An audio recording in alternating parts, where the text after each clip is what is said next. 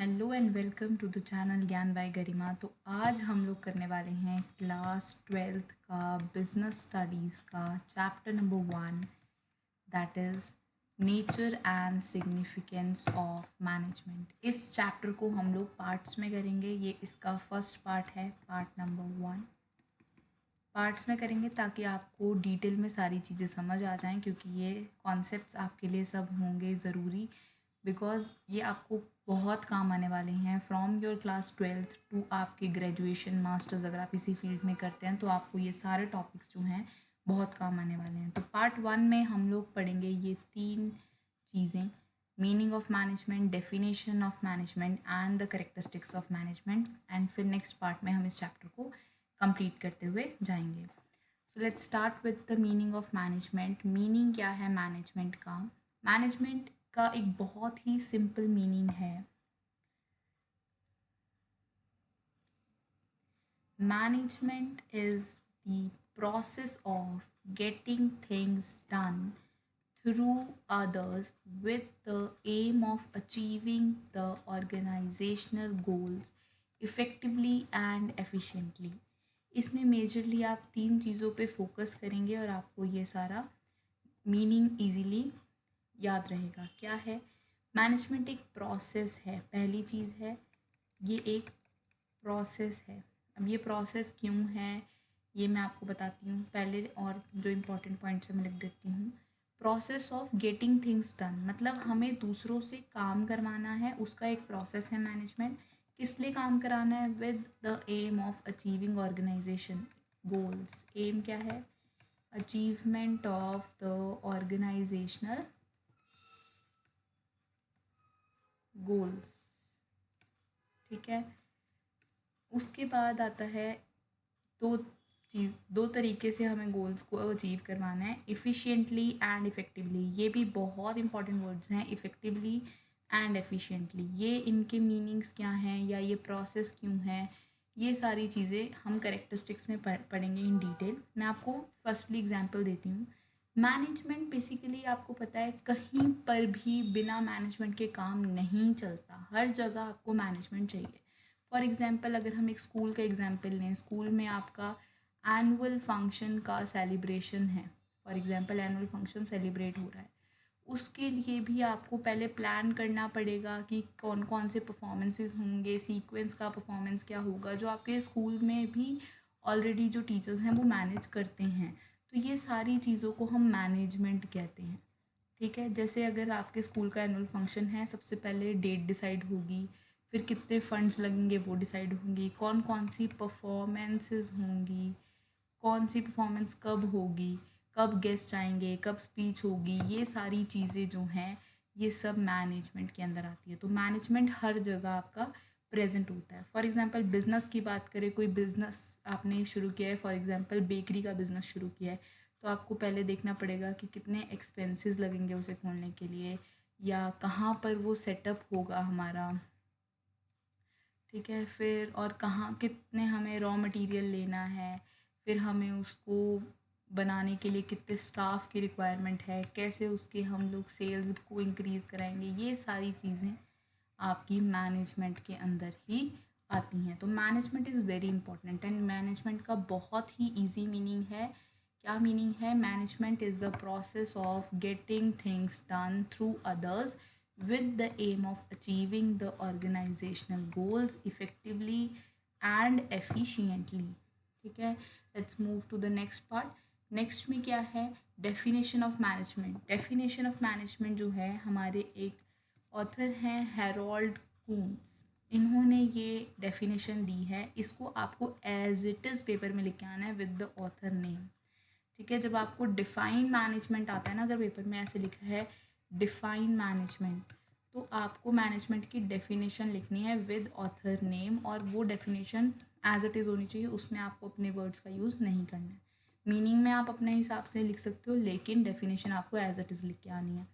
तो management is the process of designing and maintaining an environment in which individuals working together in groups efficiently accomplish selected objectives।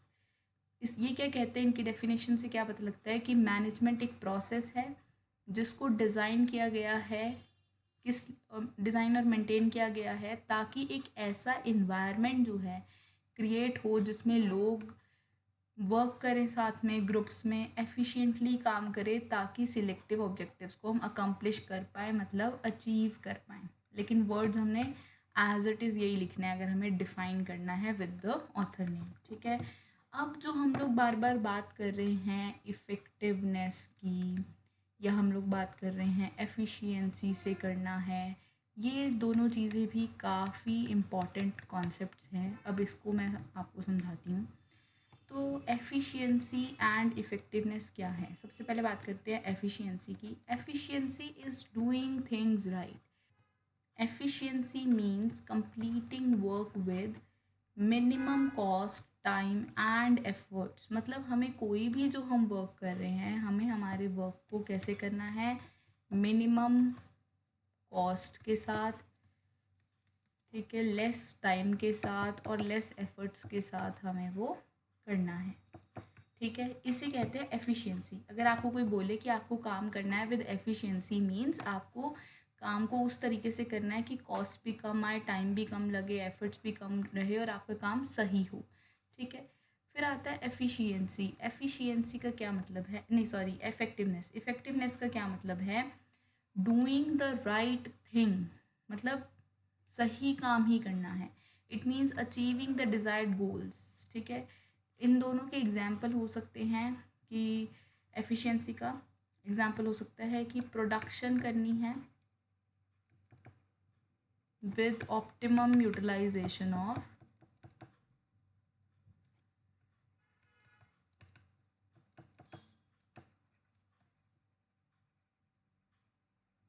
Resources, ठीक है। Effectiveness क्या होती है, doing the right thing. तो इसका example क्या हो सकता है कि टाइम पे ना हमने कंप्लीट कर दिया production of 500 units by the end of week, अगर हमें बोला गया है तो हमने वो कर दिया, सही काम कर दिया। और सही तरीके से करना, मिनिमम कॉस्ट से करना, वो आपका एफिशिएंसी में आता है। ये होता है एफिशिएंसी और इफ़ेक्टिवनेस का मीनिंग। अब इसका हम डिफरेंस कर लेते हैं कि इन दोनों में डिफरेंस क्या है। तो ये है difference between efficiency and effectiveness, ठीक है। क्या डिफरेंस है, efficiency means doing things right, चीज़ों को सही करना, और इफ़ेक्टिवनेस मीन्स कि सही चीज़ ही करना। दोनों में डिफरेंस है, सेम लग रहा होगा लेकिन डिफरेंस है। कैसे, इसका फोकस रहता है कि टाइम सेव हो, एफर्ट्स कम लगे, मनी कम लगे, इफ़ेक्टिवनेस के साथ ये सारा काम जो मतलब कॉस्ट कम लगे, तो वो एफिशिएंसी है।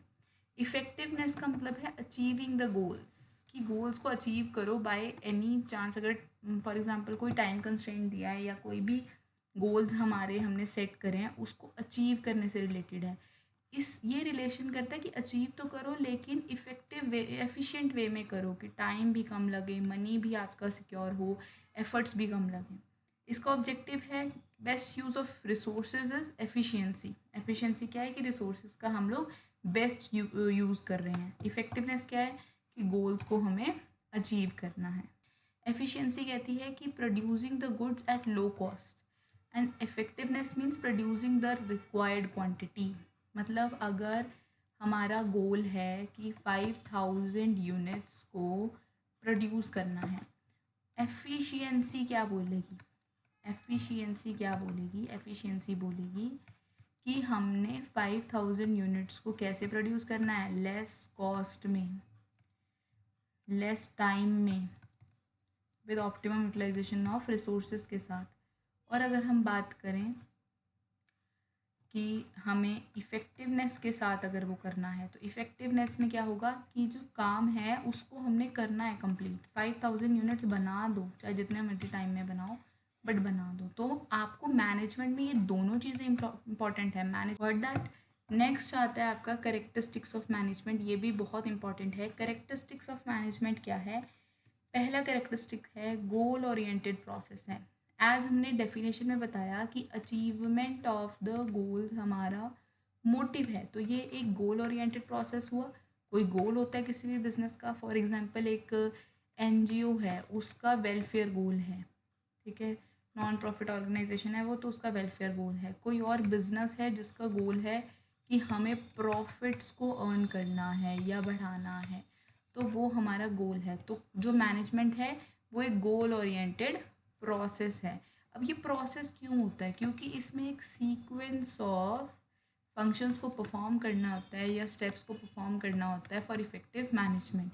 वो हमारे मैनेजमेंट के फंक्शंस का एक अलग वीडियो आएगा, तो उसमें आप लोग देख सकते हैं, ठीक है। नेक्स्ट आता है परवेसिव। परवेसिव का मतलब है कि ये यूनिवर्सल है।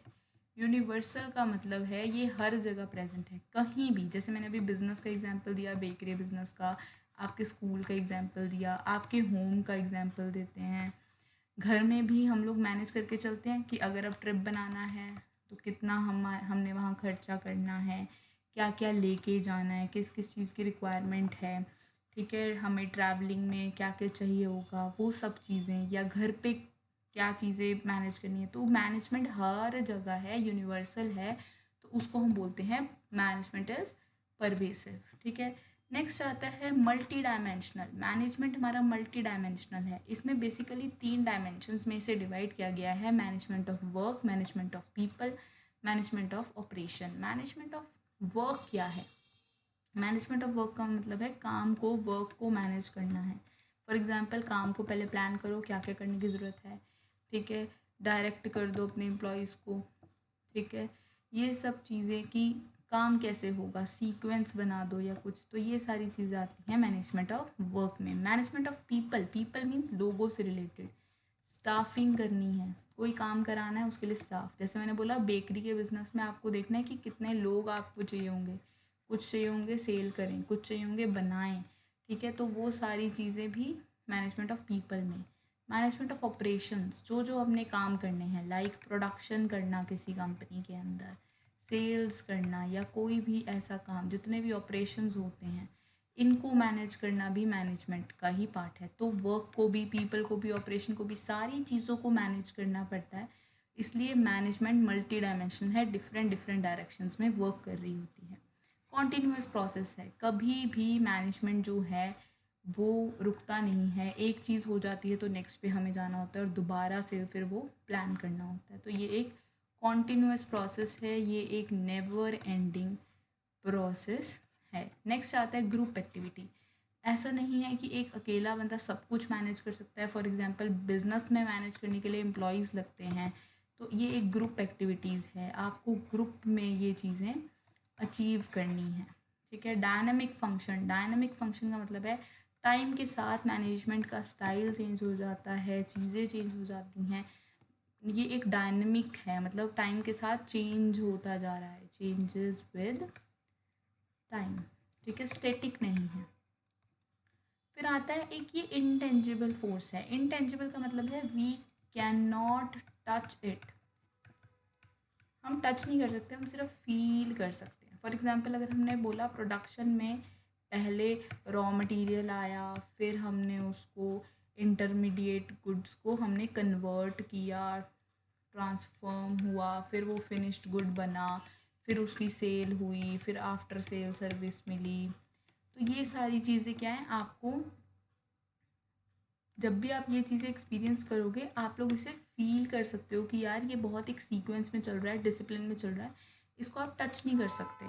तो ये सारी चीज़ें क्या बताती हैं कि ये इनटेंजिबल फोर्स है, we can not touch it, we can only feel it.